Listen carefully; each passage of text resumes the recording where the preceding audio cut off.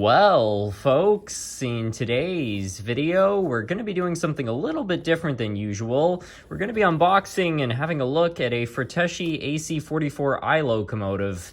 I found this locomotive on eBay for 200 American dollars. It's actually from a Brazilian manufacturer, which I already own one locomotive from. So I decided I'd buy another one and we'd just see what it's all about. This one's a little bit more modern than the last. And I thought it'd be unique to add a Brazilian GE locomotive to the collection. So let's open it up and have a look.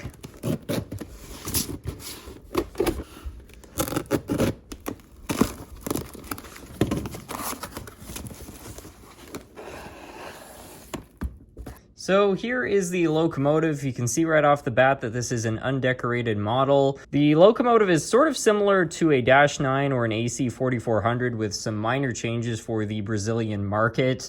Very similar to what we have here in North America.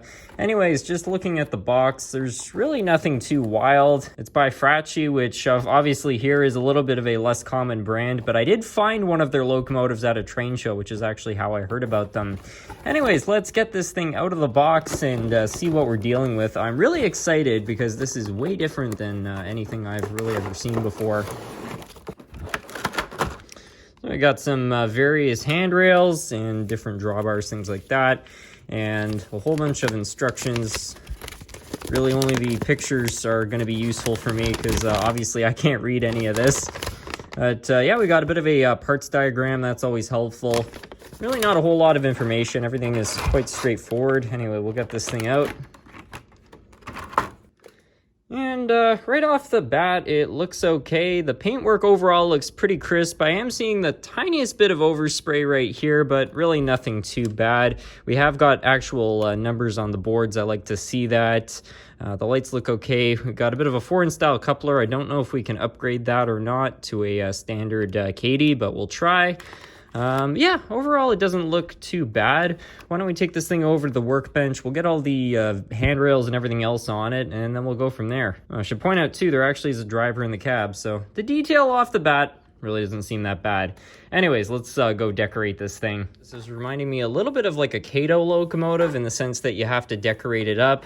Not the most impressive thing for a $200 locomotive. You know, you could buy like a Walters locomotive or an Athearn locomotive already decorated. So from that standpoint, not the best start, but I want to give this thing a solid chance. We'll get all this detail on here. We'll take it over to the track, and I also want to tear into this locomotive and see what kind of drive it has. Hopefully it has something decent.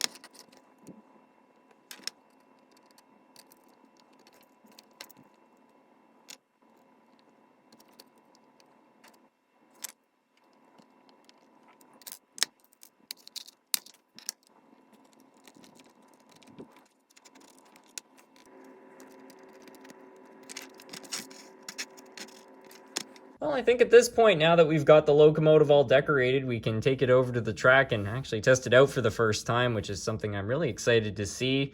I've got to say that overall the installation was pretty straightforward. There were a couple holes I had to drill out just because the standards had some excess flashing on them, but really not a big deal. One thing I am impressed to see is they actually included real brake hoses on these things. I was not expecting to see that in the package. And the couplers were super easy to upgrade to Katy, so that's another thing which is pretty impressive.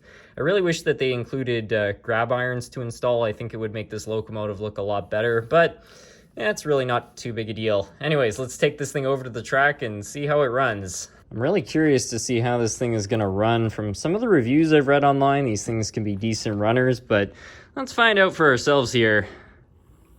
Oh.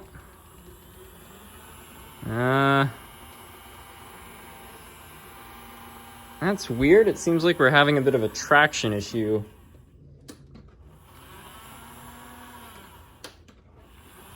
Yeah, absolutely nothing. It's moving like an inch, but it almost seems like one of the trucks isn't turning.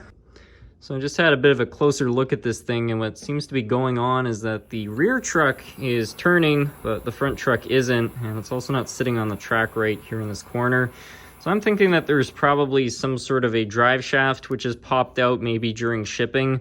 I'm not entirely sure, but let's take this thing over to the bench. So we'll see if we can fix whatever's going on with this thing. When I was working on it earlier, I actually noticed there was something kind of rattling around inside, but I had a bit of a theory about that, which is that there was a engineer, but no conductor. So I just figured that maybe there was a figure on this side and it just popped loose. But now I'm starting to think that that was actually the drive shaft all along.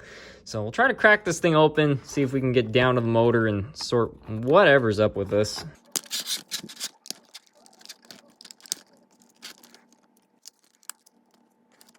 So unfortunately, I glued all the handrails down, and I kind of regret doing that now because it seems that the cab is separate from this part of the frame right here where all this connects. So I guess I'll try to pull these out. Hopefully I won't break any of them.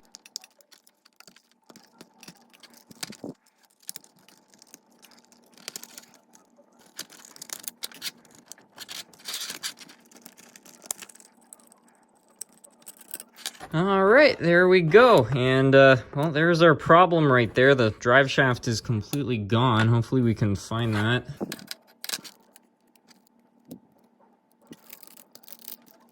Well, so far I'm not seeing that drive shaft here, so I think I'm gonna go look through the box. Hopefully it's somewhere in there, but yeah, this is not looking so good. It is in the box. So that's good, because without this, we'd be kind of SOL. So we'll see if we can reinstall this without taking the entire thing apart.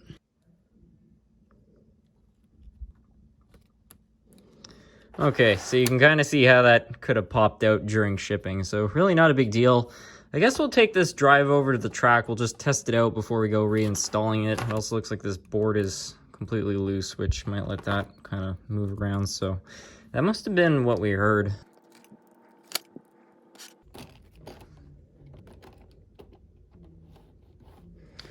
Alrighty.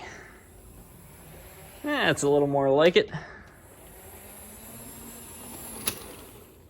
Just before I go throwing the shell back on this thing, we'll just have a quick look at the drive system, because I was already intending to take this thing apart just to have a quick look at it. It's pretty basic. You've just got a circuit board up here. You got two LEDs and some sort of a lighting apparatus. So presumably this thing actually has working ditch lights, which is kind of impressive.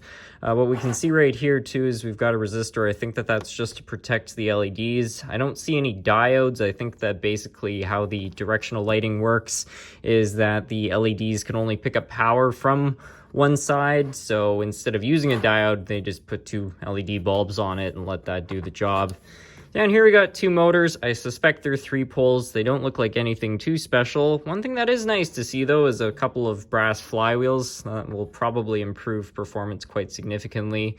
And then these just feed down to some very basic wipers here in the truck. So nothing too complicated, which is not always a bad thing. It reminds me a lot of HO Lionel or AHM locomotives. So yeah, I don't know. It's possible there is a bit of inspiration on this.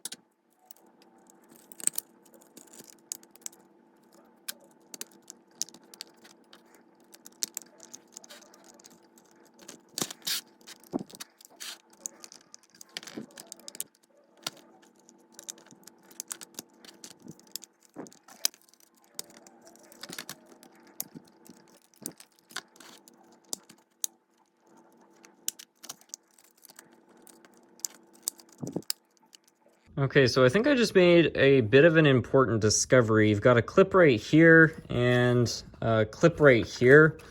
So I'm pretty sure that if you want to take this thing apart, all you have to do is pull those off, and you don't have to do any of this taking apart the cab and all the rest of it. So that's my bad. That I've just never seen that on a locomotive of this size. All the North American ones usually have tabs down here, so I just assumed it was the same.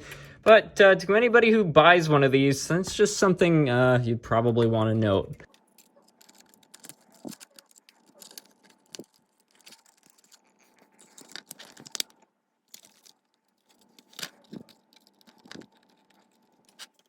All right, 2 times the charm here. Yeah, that's more like it.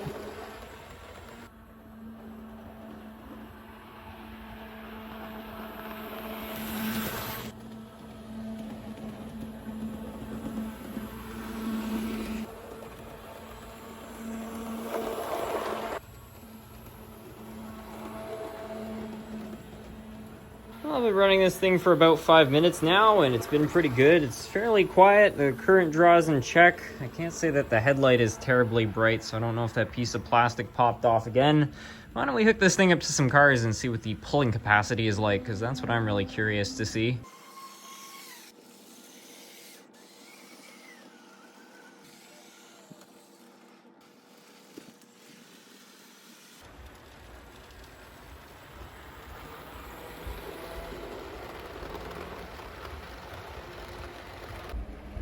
Well, it seems to be able to haul this 9-car consist without struggling, so that's good to see. Why don't we throw a few more cars on behind this thing and see if it can handle that.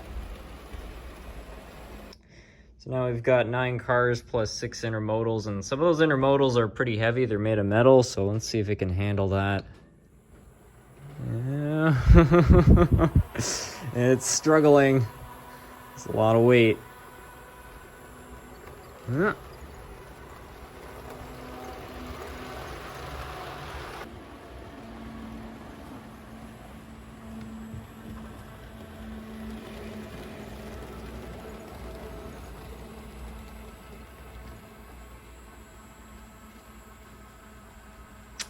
Shoot.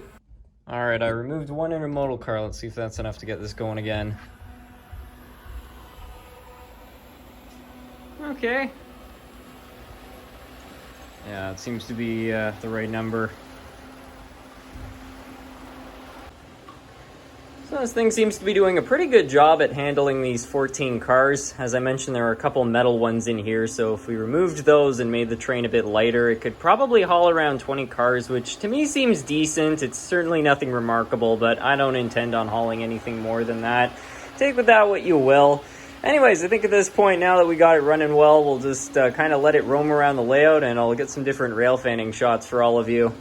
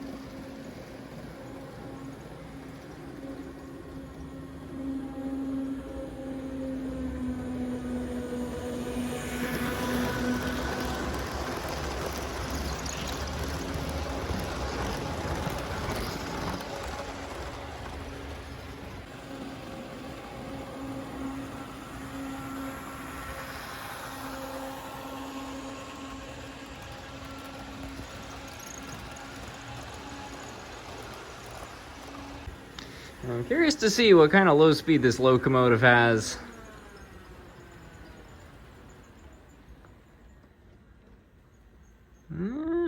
Not bad so far. Let's see, where does it kick out?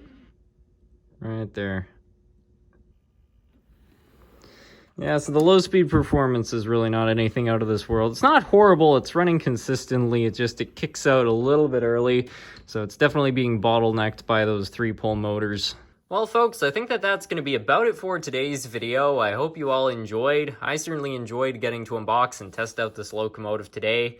I feel that overall it's an okay locomotive, but the thing that's unfortunate is I feel like they missed the mark of turning something that would have been an okay engine into a great engine by just a little bit, and I'll kind of get into that now. So for the detail, I feel like they overall did a pretty good job. It's not a bad looking locomotive, but they cut corners in some funny places. As I mentioned earlier, I feel like if they had put actual grab irons on this thing, it would have improved the looks, because down here the detail is actually pretty good. You know, you've got the proper number boards, they colored around the light. The lights are kind of attached to the light fixture, although I didn't find those worked very well, but there was clearly some good effort put in here.